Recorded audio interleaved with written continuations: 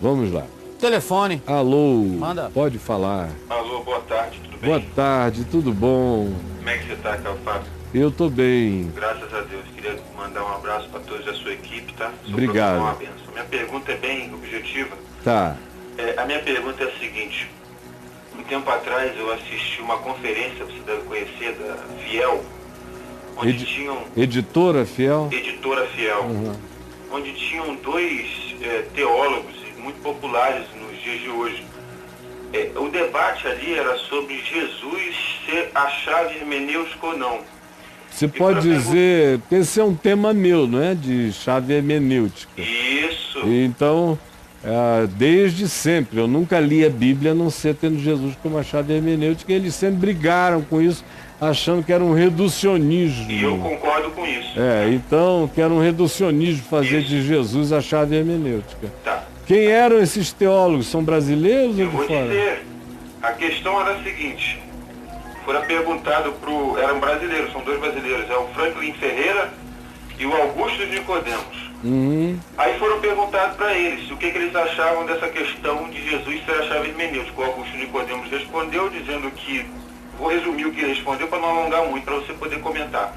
Ele respondeu dizendo o seguinte: Jesus não poderia ser a chave hermenêutica porque teria que ter uma porta maior, em virtude do que Jesus não tratou e que os apóstolos trataram a posteriori. Então ele disse que a chave hermenêutica era a história da redenção. E o Franklin Ferreira comentou, concluindo, dizendo que quem diz que Jesus é a chave hermenêutica para interpretar as escrituras, está fazendo o que você acabou de dizer, um reducionismo, na palavra dele é marcionita. Marcionita. Né? De Márcio. De Márcio, né? Então eu queria que você explicasse essa questão de Jesus ser a chave hermenêutica, que é plenamente coerente, sem dúvida alguma, e também essa questão deles falarem que quem diz que Jesus é a chave hermenêutica está usando uma técnica de Márcio. Eu te agradeço. Olha só, meu filho, não tem nada a ver com a heresia de Márcio. A heresia de Márcio negava a Trindade. Isso aí a gente só está falando de interpretação da Escritura e da vida.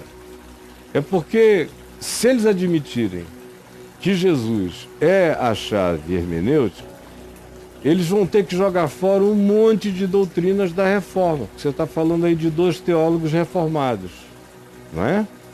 Então, eles vão ter que jogar fora um monte de doutrinas da reforma.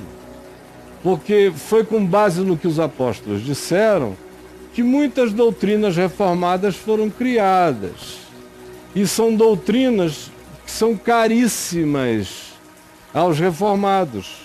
Por isso, eles não conseguem nem conceber a ideia de não viverem com o que os apóstolos falaram no sentido do aplicativo, porque os apóstolos partiram dos princípios de Jesus e fizeram aplicativos específicos de acordo com o tempo e a hora do primeiro século.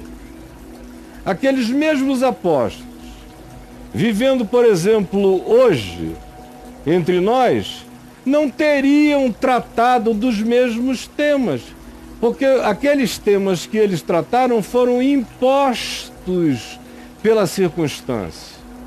Por exemplo, tudo que os apóstolos dizem sobre mulheres sede submissas aos seus maridos reflete a cultura judaica, patriarcal, tribal, cultura greco-romana, nos ambientes aonde a presença da mulher tinha que ser, para ser respeitável, uma presença de total submissão, e a presença do marido de total dominação.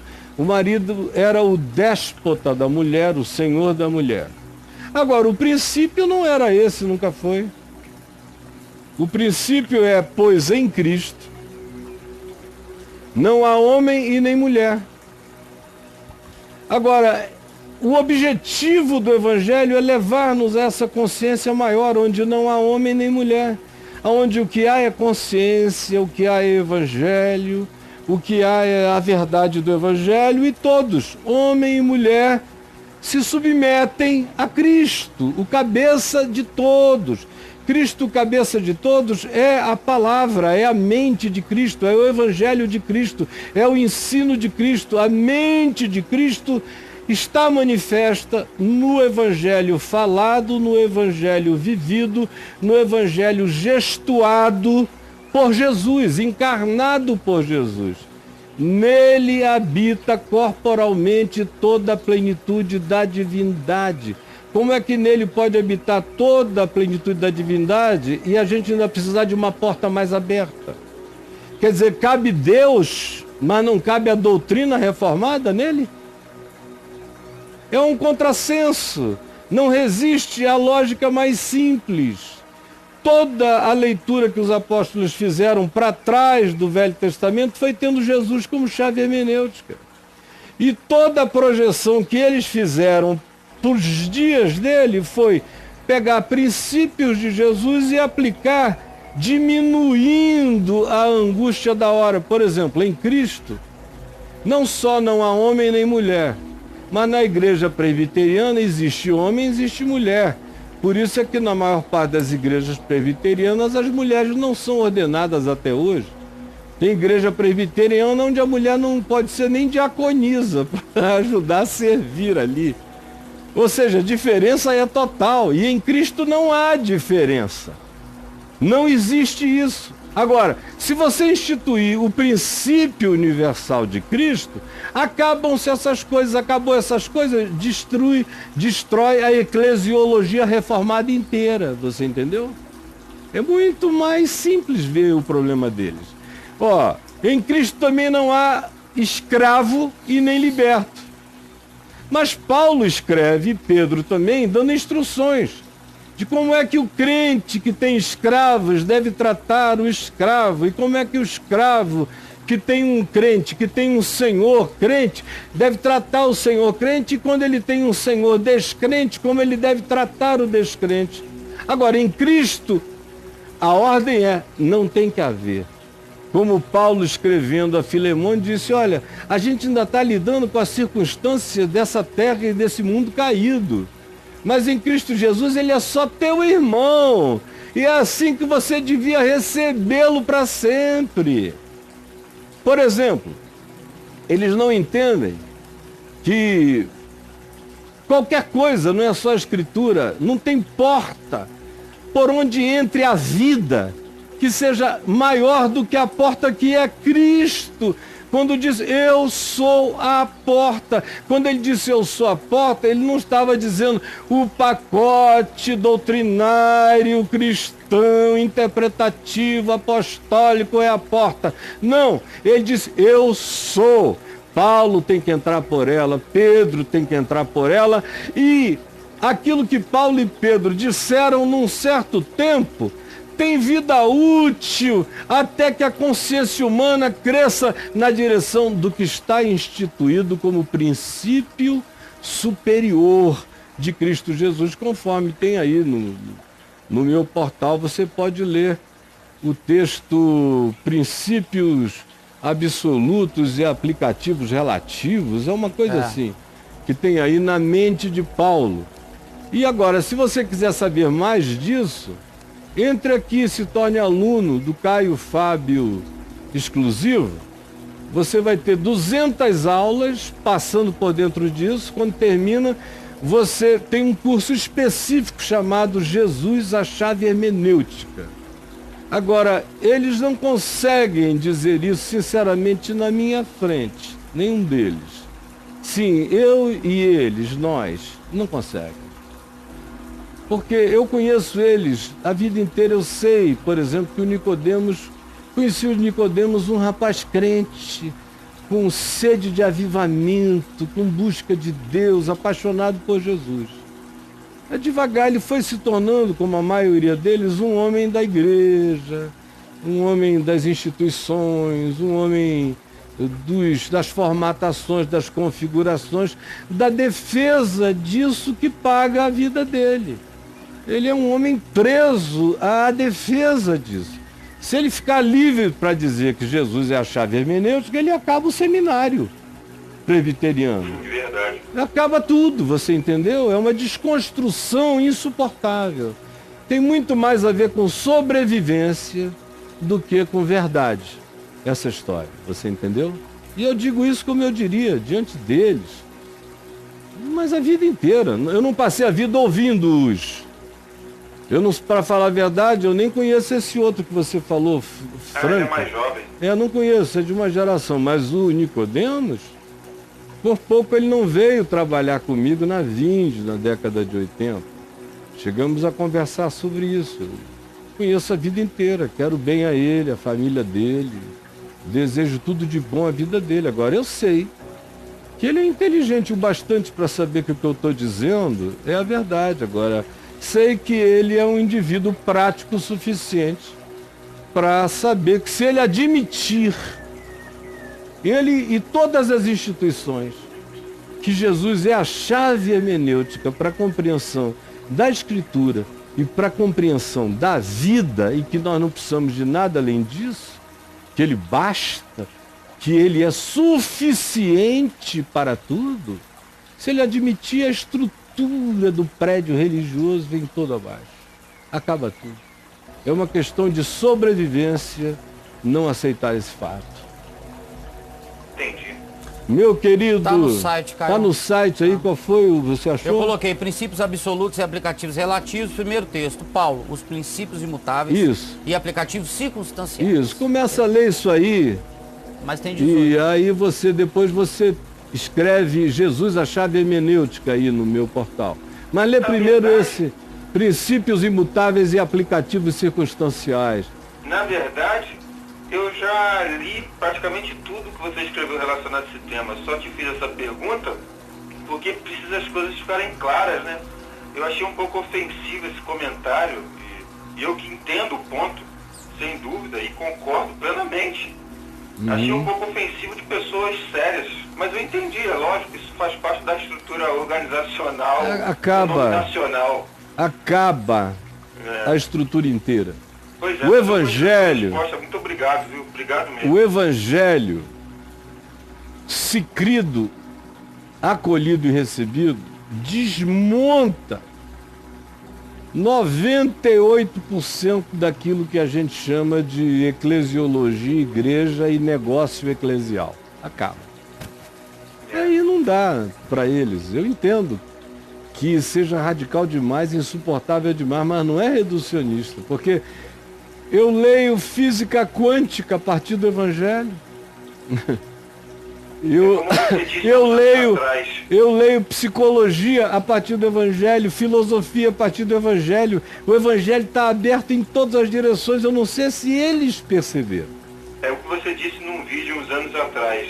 Essas pessoas fizeram dos teólogos, os reformadores, o gargalo deles. Então tem que ser eles.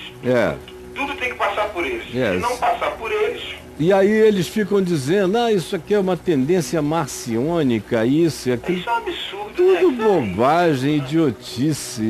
Eu teria vergonha de ser eles. Mas um beijão para todo mundo, Deus nos abençoe. E a história tá aí, meu amigo. Daqui a 40 anos você vê o que virou fato. Isso. Que há 40 anos todo mundo vai estar estudando o fato de que Jesus é a chave hermenêutica. E nenhum deles vai poder fazer nada a respeito. É isso aí. Muito obrigado. Vamos lá, um beijo. Deus abençoe. Vamos lá. Ô Caio, esse lance da chave hermenêutica, tem você e mais quantos no planeta defendendo isso? Tem, agora começou nos Estados Unidos, semana passada. Eu li um carinha lá começando a dizer uma coisa parecida. Mas ainda longe, porque o máximo que eles vão é até o fator Melquisedeque, do John Richardson, que ainda é bem antes. A coisa... deixa pra lá. Se não entenderam até aqui, tem material aí demais. Jesus, a chave hermenêutica, é só escrever. Agora, respondendo a você, quantos mais? Assim, com esse nome, ninguém. Agora, a minha mãe, que não tinha esse olhar teológico, quando meu pai disse que queria ler a Bíblia toda, e foi para o Gênesis, ele era agnóstico, ela falou, não, meu filho, esse é um livro diferente. Para a gente entender bem o princípio, a gente tem que compreender o fim. Aí abriu em Mateus e pensou, ele tem que ler de Mateus para lá, porque para depois ele voltar. Sem Jesus ele não vai aguentar o Velho Testamento. Sem Jesus não vai dar para ele. O Velho Testamento se tornou um material, ele é lindo, eu adoro. Mas sou eu olhando com outros olhos que adoro. Mas eu reconheço que se botar na mão de um indivíduo tosco, livros como Levítico, Números, Deuteronômios, Josué, Juízes, o cara sai dali com um apelo belicista, violento e extremado em relação ao Senhor dos Exércitos, esmagador de cabeças de criancinhas pagãs. Não é legal pro cara. Não, claro, o Evangelho acabou com isso. Como é que Jesus não é a chave hermenêutica? Se os sacrifícios acabaram, se o templo acabou, se a ordem levítica acabou, se o derramamento de sangue acabou, tudo por causa de Jesus, e Jesus não é a chave hermenêutica. Israel perdeu a sua centralidade profético absoluta da história. Isso aí tudo é fato. Tudo isso é fato, que fato. Eles admitem, que os reformados admitem. Que os reformados admitem. Então como é que não é, se tudo que era, segundo o próprio ensino reformado, deixou de ser por causa de Cristo, porque Jesus anulou não só aquelas coisas, mas anulou o olhar, mudou o olhar. Hermenêutica é um modo de olhar e interpretar, é a questão epistemológica essencial para a abordagem e a compreensão. Como não? Se ele é o verbo encarnado, qual é a porta maior que eles precisam? Cara, chega a ser herético, é que eu não ando botando esse label nas pessoas, mas que chega a ser herético e é uma declaração de diminuição de Jesus horrorosa. É anti-evangelho o que o rapaz aqui disse que eles disseram. Não estou dizendo que eles disseram porque eu não estava lá, não ouvi, para ser franco, eu não leio. Eu já vi aí alguns falando da minha abordagem há anos de Jesus como a chave hermenêutica. Eu vejo que publicam, me mandam textos deles objetando, mas você quer sinceridade? Eu nunca li para eu não me decepcionar com eles. Eu fico sempre dizendo, tomara que tenha alguma coisa inteligente aí. Mas eu não leio porque eu fico com medo de chegar no final e dizer, ai meu Deus, que garoto mais tolo, mais bobo, mais infantil, mais presbiteriano. Que menino mais presbiteriano, show. É assim? Pouco crente. Eles não suportariam se tirassem deles o Evangelho de Mateus, de Lucas, de João e todas as cartas dos apóstolos, deixassem na mão deles só o Evangelho de Marcos, que foi o primeiro a ser escrito. Eles não conceberiam a possibilidade de viver com Jesus e crer em Jesus só baseado em Marcos. Para você ver como Jesus é não importante sem esse arcabouço todo. Eu, para mim, faço todo dia o exercício de reduzir a fé, nesse sentido da quantidade de informações, ao Jesus histórico de Marcos. E fica tudo igual ainda para mim. E fica maior, porque o que eles acrescentam é de fato o que reduz a grandeza da explosão de Jesus, que são aqueles aplicativos circunstanciais que tinham a ver com o primeiro século. Aquilo sim é absolutamente reducionista. não amplia nem a noção de igreja, nem a condição humana, nem a abordagem científica, ao contrário, diminui, fecha, reduz, é sexista, muitas vezes é etnicista, e em nome do que o rapaz falou aí, dessa história crescente da interpretação, que é a chave hermenêutica para eles vão incluindo jeitosamente aquilo que o Evangelho, puro e simples, não permitiria incluir. É por isso que é tão devastador assim para a cabeça desses meninos. Vamos lá, Braulio. Temos 20 minutos ainda. É o que rodou hoje de manhã, o texto do Flavinho, né? Que o Flavinho leu, o seu texto. Que ele fala do assustador, porque é simples. E eles não aguentam, não suportam, não é porque não entendem. É porque não fica nada em pé. Entendeu? Entendi, cara. Dizer, tudo que eles chamaram de importante é reduzido a nada. Até a profissão deles acaba. O que eu digo sobre Jesus, a chave hermenêutica, acaba com a profissão da maioria deles. Como teólogos e intérpretes, acaba. Acaba tudo. Eles deviam fazer outras coisas, línguas, aprender, dedicarem-se à história, algumas outras coisas. Mas ao processo de approach interpretativo, depois que você entendeu quem é Jesus e quem são os protagonistas dos evangelhos, você entende as interações e compreende aquela época e aquele tempo, e você entra para dentro da viagem olhando a partir de Jesus, acaba tudo. Até o evento para discutir esses assuntos. Acaba, o evento não existe para esse tema. Não tem inscrição, não tem pagamento, não tem nada, não tem mais...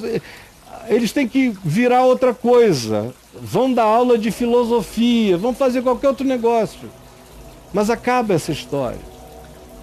Por isso é totalmente insuportável.